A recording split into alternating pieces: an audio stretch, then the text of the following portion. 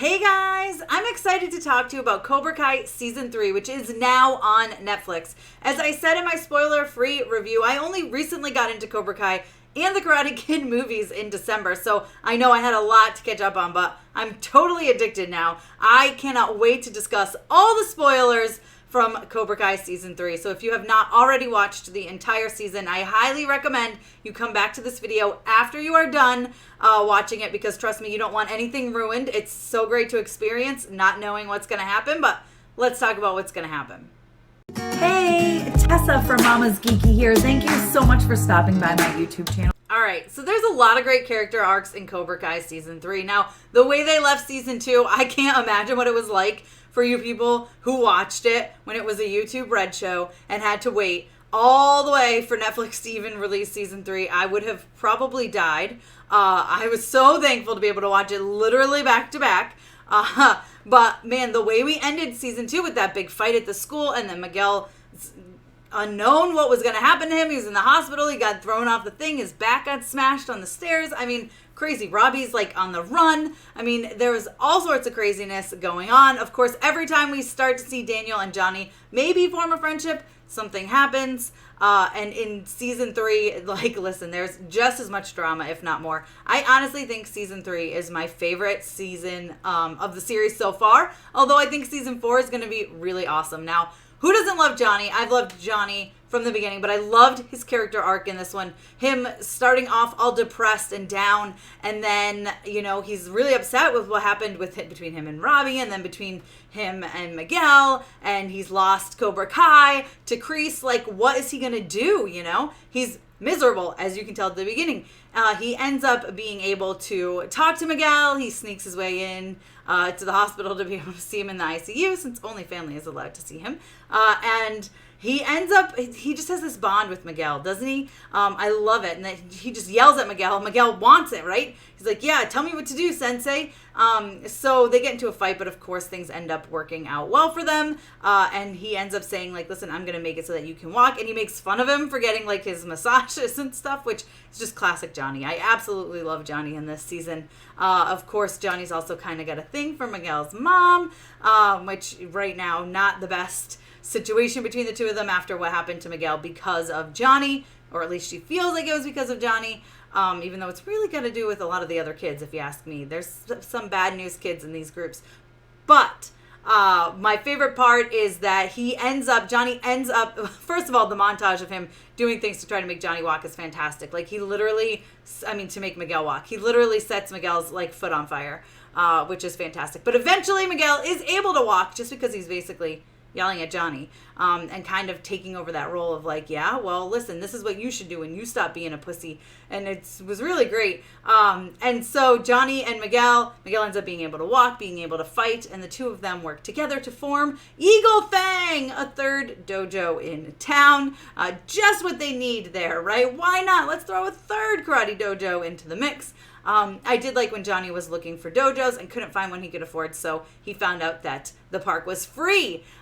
So they ended up having Eagle Fang practices at the park. Of course, they invite Hawk and some of the other kids. The only ones that actually show are the ones that were rejected from Cobra Kai. And then Cobra Kai does show up with Kreese, and they kind of, we're going to get you, you know, typical Kreese, which is, speaking of Kreese, we get a lot of his background in Season 3. It still doesn't make me care anymore about this character. I hate him. I hate him so much. But we learn about his time in Vietnam and the fact that he kind of got his people captured because he didn't kill someone, and then really he's supposed to go to the death against his commander, and then come to find out the girl he loves, the girl he's been waiting to go home to, she died right before they left. The commander didn't tell him because he didn't want him to be distracted while he was out at war, and so that's kind of where Kreese's turning point was. And even though they get rescued and they're able to leave, he does throw his commander there into a pit of snakes, murdering him,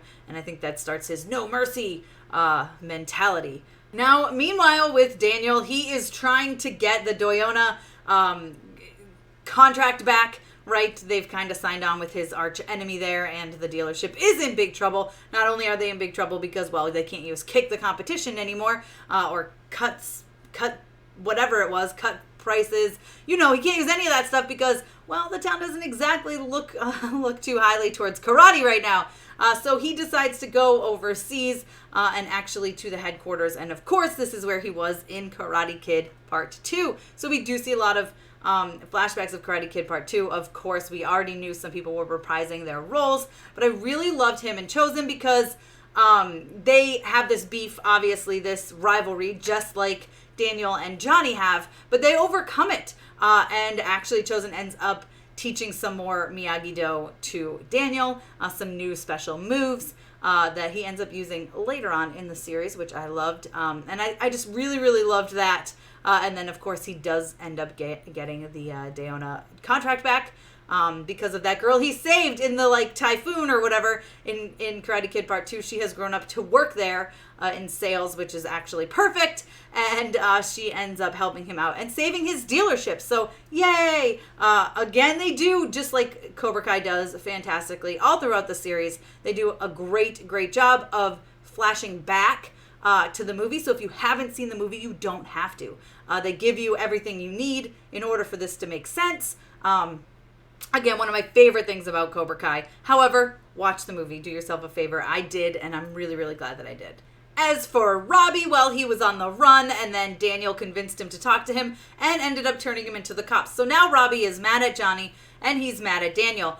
Johnny actually was going to go in to see Robbie, to visit Robbie. His name was on the list, and, well, Johnny ended up staying for Miguel's surgery and not making it. So Robbie knew Johnny didn't go see him. Not a good fatherly thing to do. So he's really ticked off when Johnny does finally see him. And Johnny says, well, I was with Miguel's surgery. Of course, Robbie feels very hurt and betrayed. I mean, it seems like time and time again, Johnny is choosing Miguel over Robbie, which can be a little bit heartbreaking.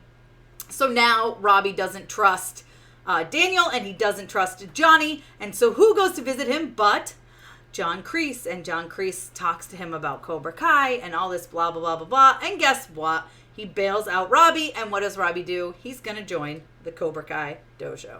And as the finale of season 2 indicated, Elizabeth Shue is back as Allie. Now, we don't get her much. She's in 2 episodes, I believe, and she's barely in them.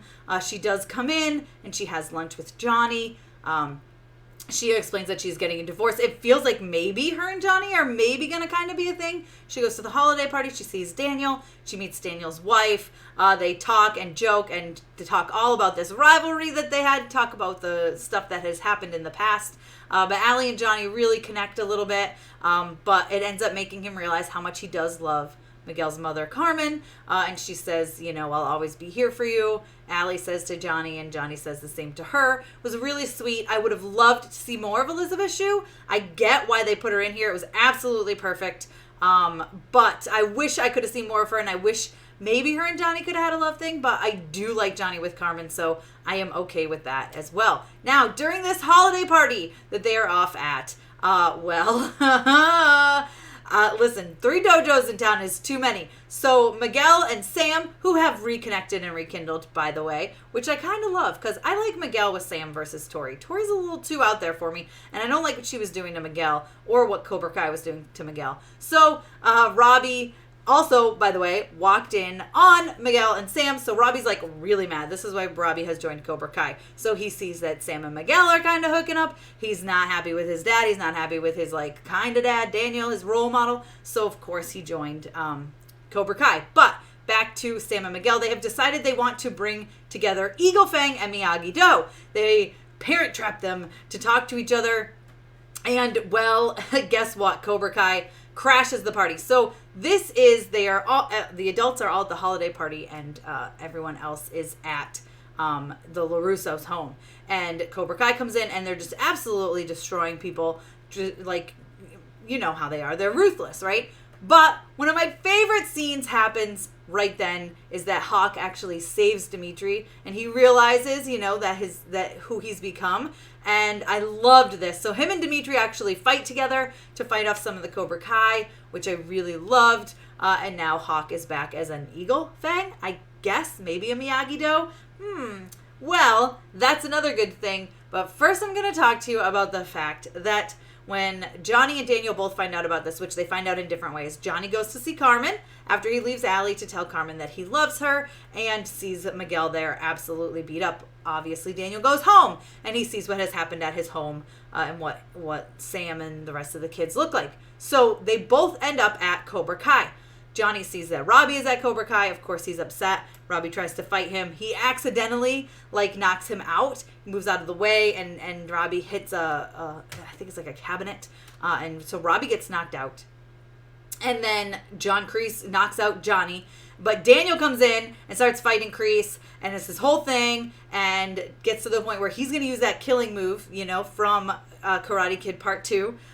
Which again they do flashbacks for, to kill Kreese, really. And Johnny gives him the nod to go ahead and do it. So Daniel's about to do it, but then the kids show up, Miguel and Sam show up.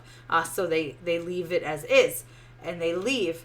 But the very final scene of Season 3, Cobra Kai Season 3, has me so excited for Season 4, which is in pre-production.